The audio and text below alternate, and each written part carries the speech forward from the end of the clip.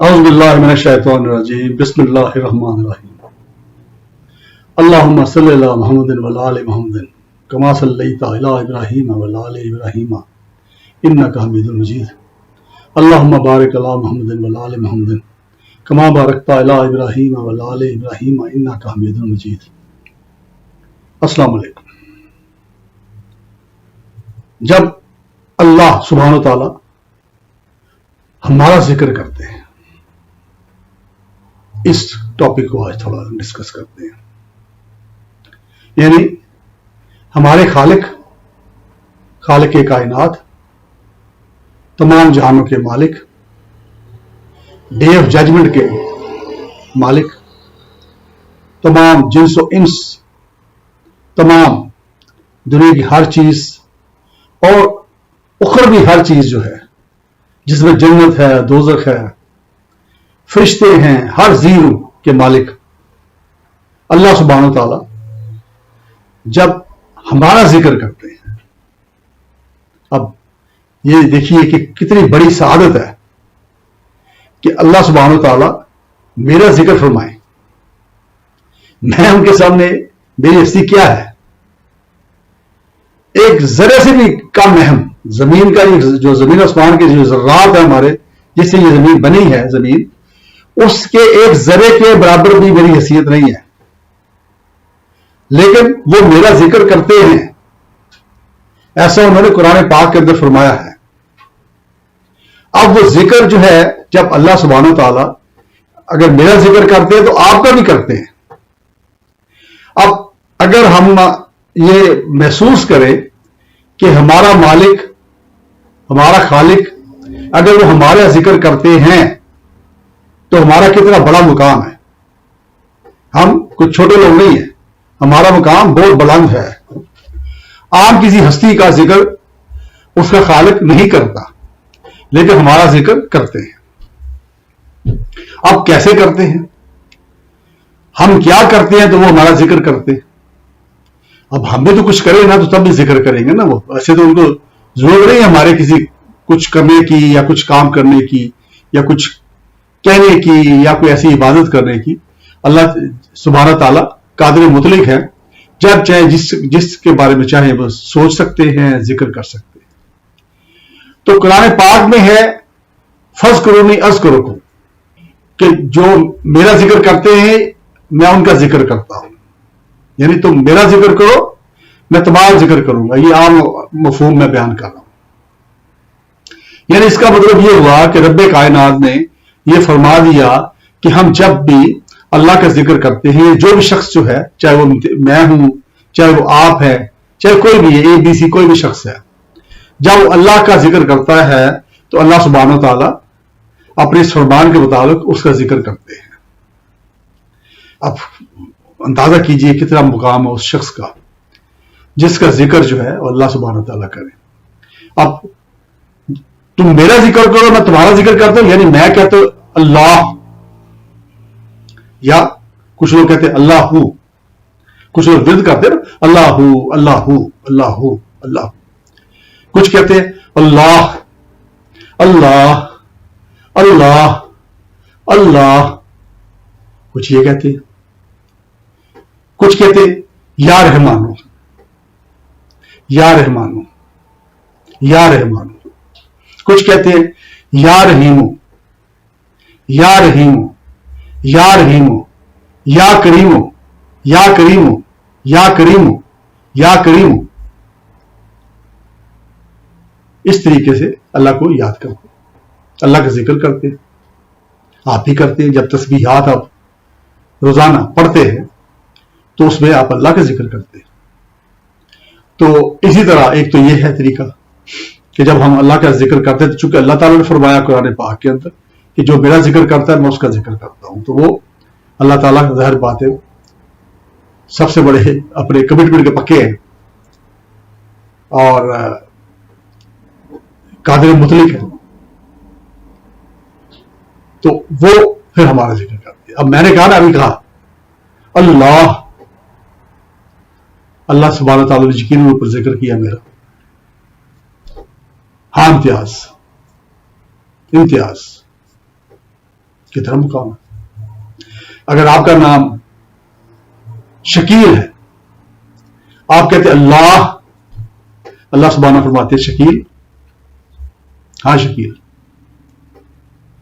کسی کا نام یوسف ہے، ہاں یوسف.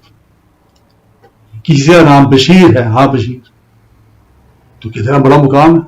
اگر جائزہ تو لیں نا، آپ اندازہ کریں کہ آپ تصور میں جائیں یا سوچیں کہ خالق کائنات اگر آپ کا ذکر کر رہے ہیں، آپ کا نام لے رہے ہیں، تو آپ کا مقام کتنا بلند ہو چکا ہے. ٹھیک ہے نا. اس کے علاوہ ہم 5 وقت فرض نمازیں پڑھتے ہیں، اس کے ساتھ ہم ظاہر بات ہے کہ سنتیں بھی پڑھتے ہیں، موقدہ بھی ہیں، غیر موقدہ بھی ہیں، نوافل بھی ہیں. نماز تہجد بھی پڑھی جاتی ہے، لوگ نماز اشراق بھی پڑھتے ہیں، لوگ نماز چاشت بھی پڑھتے ہیں. تو جب ہم نماز پڑھتے ہیں ہم کیا کرتے ہیں؟ ہم اللہ کے سامنے حضور پیش ہوتے ہیں، ایسے نیت کر کے. ٹھیک ہے، ہم اللہ کے سامنے پیش ہو جاتے ہیں. اب وہ جو پیریڈ ہے اگر دیکھا جائے، وہ جو نماز کا پیریڈ ہے، جب تک سلام آپ نہیں پھیرتے، سلام نہیں کرتے دائیں بائیں، اس وقت تک ہم اس دنیا سے آؤٹ ہو چکے ہوتے ہیں. اس وقت ہم کہاں ہیں؟ اللہ کے دربار میں. اللہ ہمارے سامنے ہیں، اگرچہ آپ بھی سامنے ہیں، لیکن اس وقت خصوصی طور پہ اللہ ہمارے سامنے ہیں، ہم ان کے سامنے ہیں، اور ہم ان کے سامنے ہاتھ باندھ کے کھڑے ہیں، اور اللہ تعالیٰ سے ہم باتیں کر رہے ہیں.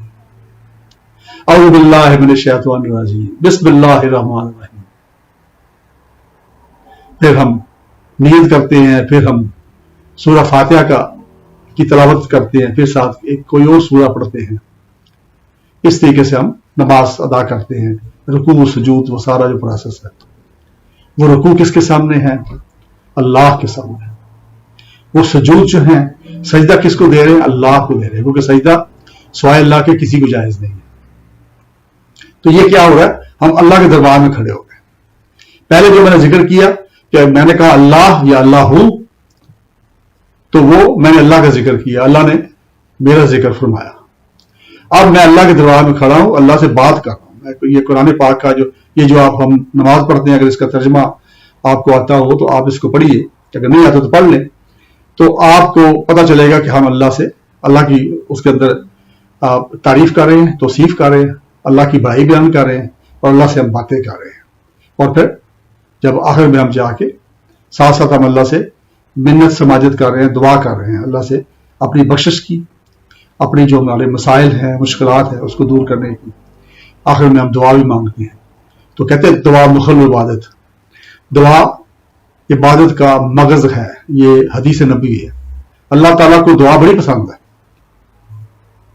اللہ تعالیٰ پسند فرماتے ہیں کہ جب ہم ان کے سامنے ہاتھ ایسے کھڑے کر کے اور ہاتھ باندھ کے ہم اسے التجا ہی کر رہے ہوتے ہیں. وہ باتیں جو ہوتی ہیں ہماری، وہ بھی ہم اللہ سے بات کر رہے ہوتے ہیں. اللہ سبحانہ تعالیٰ اور ہمارے درمیان کوئی نہیں ہوتا اس وقت. وہ ہماری باتیں سن رہے ہوتے ہیں اور ہم اپنی باتیں ان کو سنا رہے ہوتے ہیں، اور ہمیں پتہ ہوتا ہے کہ ہم اللہ سبحانہ تعالیٰ کے سامنے ہم ہاتھ باندھے کھڑے ہیں اور مانگ رہے ہیں. ہاتھ باندھے بغیر بھی آپ دعا کر سکتے ہیں. آپ چلتے پھرتے دعا کریں، جیسے ہم پڑھتے ہیں استغفر اللہ استغفر اللہ، ہم استغفار کرتے ہیں، اللہ سے ہم معافی مانگتے ہیں، تلافی مانگتے ہیں. تو یہ ہم ہاتھ نہیں بھی باندھا ہوتا، ہم چلتے پھرتے تسبیح پکڑی ہے، تسبیح نہیں پکڑی.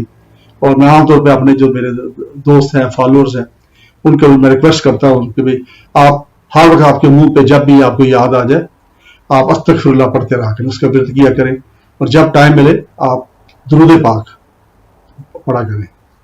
تو یہ جو ہے ہم ہر وقت اللہ سے وہ دعا ہے نا استغفر اللہ، ہم استغفار کر رہے ہیں، معافی مانگ رہے ہیں اللہ سے نجات مانگ رہے ہیں. تو ہم ہر وقت اللہ سے ہم کلام ہیں. جب ہم ہر وقت اللہ کو ذکر کریں گے، اللہ کو یاد کریں گے، تو اللہ تعالیٰ نے جو کہ قرآن پاک میں فرما دیا کہ فرض کرونی اذکرکم، کہ جو میرا ذکر کرے گا میں اس کا ذکر کروں گا. تو اس کا مطلب وہ بھی ہمارا ساتھ ساتھ ذکر کر رہے ہیں. اب اگر ہمارے 24 گھنٹے جو ہیں، یعنی سونے کے علاوہ رات کو ہم اگر اپنے ورک پلیس پہ بیٹھے ہیں، ہم اپنی دکان پہ بیٹھے ہیں، ہم اپنے کلاس کے اندر بیٹھے ہیں جہاں ہم اسٹڈی کر رہے ہیں کسی کالج میں، یونیورسٹی میں، اسکول میں، یا ہم کسی دوستوں کی محفل میں بیٹھے ہیں، تو منہ میں اگر ہم پڑھتے جا رہے ہیں استغفر اللہ، یا ہم درود پاک پڑھ رہے ہیں، تو کیا ہے؟ ہم اللہ کو یاد کر رہے ہیں، اللہ سبحانہ تعالیٰ کا ذکر کر رہے ہیں، اور ادھر سے بھی پھر ذکر ہو رہا ہے ہمارا، اللہ تعالیٰ بھی جو ابھی ذکر کر رہے ہیں ہمارا۔ تو جب اللہ سبحانہ تعالیٰ جس بندے کا اتنی تواتر کے ساتھ ذکر کریں گے، تو کیا اس کا اس دنیا میں بھی اور آخرت میں ناکام ہونے کا امکان ہے؟ میں گارنٹی دیتا ہوں کوئی ناکامی کا امکان نہیں ہے۔ جب آپ نے تعلق ان سے بنا لیا جو خالق کائنات ہیں، جن کے پاس ہم نے الٹیمیٹلی جانا ہے، اور ابھی ہماری سانسیں جو ہے ان کی مرضی سے چل رہی ہیں، اور ہمارے تمام مسائل جو ہیں، جو معاملات جو ہیں، وہ انہیں کی مہربانی سے حل ہوتے ہیں، تو جب ہم نے مر جانا ہے تو ہماری روح کو اٹھا کے ان کے پاس لے جانا ہے، پھر انہوں نے اپنے ہمارے پر کرم کرنا ہے، اپنا فضل کرنا ہے، اور ہمیں جنت الفردوس میں نبی پاک کی قربت کے پاس، اپنی قربت میں ہمیں وہاں پہ انہوں نے جگہ دینی ہے، اور ایک نہ ختم ہونے والی زندگی ہونی ہے، اور جتنی آسائشیں ہیں، جتنی فیوز و برکات ہیں وہاں پہ، وہ اینڈ لیس ہیں، اینڈ نیور اینڈنگ بھی ہے، کبھی ختم نہیں ہوگی، کبھی موت نہیں آئے گی، کبھی ہمیں کوئی بیماری نہیں آئے گی، کبھی ہمیں وہاں پہ گرمی کا احساس نہیں ہوگا، کبھی ہمیں سردی کا احساس نہیں ہوگا۔ اب وہ سارا کچھ جو ہے وہ انہوں نے دینا ہے، ان کے مرہون محنت ہے، تو پھر کیا کرنا چاہیے؟ پھر سودا کیا کرنا چاہیے؟ لیکن ایک آپ کے سامنے دو چوائسز رکھ دی جائیں۔ ایک چوائس جو ہے وہ بڑی لیکوریٹو ہے، بڑا پیسہ اس کے اندر، ساتھ جائیدادیں ہیں، پتہ نہیں کیا کچھ ہے، تو کہا جائے کہ یہ آپ کو ہم دے رہے ہیں، یہ کہ آپ نے یہ 20 سال تک استعمال کرنی ہے، 20 سال کے بعد ہم نے آپ سے یہ واپس لے لینی ہے، یہ پھر آپ کی نہیں رہے گی۔ دوسری طرف چوائس ہوتی ہے کہ وہ کہتے ہیں کہ یہ آپ کو 20 سال کے بعد ملنی ہے یہ چیزیں، وہ اس سے زیادہ لوکریٹو چیزیں ہیں، اس کے اندر محلات ہیں، باغات ہیں، جنتی آپ کیا لے کے خدمتگار ہیں، اور جو ذکر علماء کرام مفتیان کرتے رہتے ہیں، احادیث میں اس کا ذکر ملتا ہے، وہ ساری جو ہمیں چیزیں ملتی ہیں وہاں پہ، پھل میوہ جات ایوری تھنگ، اور میں نے بتایا کہ نیور اینڈنگ لائف، جو ہمیشہ رہے گی زندگی، موت کبھی نہیں آئے گی، بیماری کبھی نہیں ہوگی، گرمی سردی کا احساس کبھی نہیں ہوگا، بوڑھے کبھی نہیں ہم ہوں گے، یہ ساری چیزیں اور ہمیشہ کے لیے ہوں گی۔ لیکن شروع کب ہوگی؟ وہ جو میں نے ایک مثال دی کہ 20 سال کے بعد ہوگی۔ ایک آپ کے سامنے بلیسنگز ہیں جو کہ 20 سال تک آپ استعمال کر سکتے ہیں، پھر آپ سے واپس ہو جائیں گی۔ ایک جو ہوگی وہ 20 سال کے بعد آپ کو ملے گی، تو آپ کس کی چوائس کریں گے؟ آئی ایم شیور کہ جو بھی شخص جو ہے اپنی عقل اور دانش میں ہے، اگر وہ کوئی بیچارہ ذہنی مریض نہ ہو، سوجھ بوجھ نہ رکھتا ہو، فیصلہ کرنے کی قوت نہ رکھتا ہو، باقی عام نارمل کوئی بھی شخص ہوگا وہ کہے گا کہ مجھے وہ چاہیے جو اس سے زیادہ ہے اور ہمیشہ رہنے والی ہے۔ تو یہ دو چوائسز ہیں، بڑا سمپل ہے کہ یہ ابھی لے لو۔ اچھا، اب اگر ابھی بھی آپ کچھ مل گیا ہے تو اس میں بھی یہ ضروری نہیں کہ جو آپ کو ابھی مل گیا ہے اگر حلال طریقے سے، جائز طریقے سے آپ کو ملا ہے تو آپ کو وہ دوسرا نہیں ملے گا۔ اگر آپ نے جائز طریقے سے، حلال طریقے سے کمائی کر کے، محنت کر کے آپ نے کچھ کمایا ہے اور پھر اللہ کی راہ میں اس کو خرچ کر رہے ہیں آپ، اور خود بھی اس سے استفادہ کر رہے ہیں، اس سے خود بھی مستفید ہو رہے ہیں، فائدہ اٹھا رہے ہیں، انجوائے کر رہے ہیں ان فیسلٹیز کو بھی جو کہ حلال ہیں، تو وہ بھی آپ انجوائے کریں گے، اور جو بعد میں ملنی ہے، جو ہمارے مرنے کے بعد میں ہمیں ملنی ہے، جو ہمیشہ رہنے والی، وہ بھی ملیں گی۔ بلکہ میں سمجھتا ہوں کہ وہ شخص جو دنیا میں حلال طریقے سے، جس کے پاس مال و زار، سٹیٹس، عہدہ آ جاتا ہے، اگر وہ اس کو اپنی آخری زندگی کے لیے استعمال کرے، مثلا اگر وہ بڑا افسر ہے تو وہ کیا کرے؟ وہ لوگوں کے کام آئے، جائز کام، لوگوں کی مدد کرے، جائز مدد، ٹھیک ہے۔ اس طرح مالدار ہے، وہ مال خرچ کرے غریبوں کے لیے، مساکین کے لیے، کسی بچیوں کی، غریبوں کی شادیاں کروا دے، بچیوں کی جو افورڈ نہیں کر سکتے ان کی تعلیم کا بندوبست کر دے، کوئی بیمار ہے ان کے علاج کا بندوبست کر دے، کوئی بوڑھے ہو چکے ہیں کمائی نہیں کر سکتے ان کے کھانے پینے کا بندوبست کر دے۔ کسی کے پاس لباس نہیں اس کے لباس کا بندوبست کر دیں. تو وہ اگر اس سے کرے تو یہ میں سمجھتا ہوں کہ جو امیر آدمی ہے اس کے لیے آخرت کی جو فیض و برکات ہے، نعمتیں ہیں، وہ زیادہ آسان ہیں، کیونکہ اللہ کے دیے مال سے جو اس کو دنیا میں ملا، جو اس نے محنت کر کے حلال طریقے سے کمایا، اس کو خرچ کر کے، اس میں سے خرچ کر کے، سارا خرچ نہیں کر رہا، وہ کافی کچھ اپنے اوپر لگا رہا ہے، خود بھی انجوائے کر رہا ہے لائف کو، لیکن اس میں سے کچھ خرچ کر کے اگلی جو آپ کو نعمتیں ملنی ہے مرنے کے بعد کی جو زندگی ہے، اس کی جو آسانیاں ہیں، وہ بھی اس میں اس کا سامان پیدا کر رہا ہے. تو وہ تو زیادہ اور ہو گیا نا، وہ آپ کہہ لیں کہ بشرطے کو حلال کا ہو، یعنی یہ نہ ہو کہ رشوت کما رہا ہو، دھوکہ دہی، لوگوں کا مال کھا کے، سود حرام کھا کے وہ جو ہے وہ اس نے پیسہ اکٹھا کیا ہو، پیسہ اس کا کوئی فائدہ نہیں ہے. وہی پیسہ جو ہے وہ کام آئے گا اگر اس کو آپ خرچ کریں گے جو حلال کا ہے، جو حلال طریقے سے آپ نے کمایا، جو آپ نے اپنی محنت سے کمایا، اور پھر اس کے بعد اس کو آپ حلال معاملات کے اوپر خرچ کیا. ٹھیک ہے نا، لوگوں کو کھانا کھلایا، دسترخوان لگائے ہوئے ہیں. آج کی جو نشست ہے اس نے بڑا ایک آسان طریقہ آپ کو بتا دیا اللہ کی قربت کا، کہ جب آپ اللہ کا ذکر کریں گے، اللہ آپ کا ذکر کریں گے تو قربت ہو جائے گی نا. جو ہستی آپ کا ذکر کرے، روزانہ کرے، یعنی روزانہ آپ ان کا ذکر کریں، وہ آپ کا ذکر کریں بدلے میں، تو کیا ہوگا؟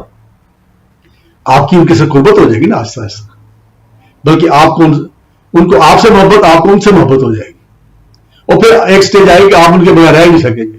آزما کے دیکھ لیجیے، جتنا مزہ پھر آپ کو عبادات میں آئے گا، جتنا مزہ آپ کو اللہ کی راہ میں خرچ کرنے پہ آئے گا، آپ کو کسی اور چیز میں مزہ ہی نہیں آئے گا. یہ آزما کے دیکھ لیجیے. تو انہی باتوں کے ساتھ میں آپ سے اجازت چاہتا ہوں.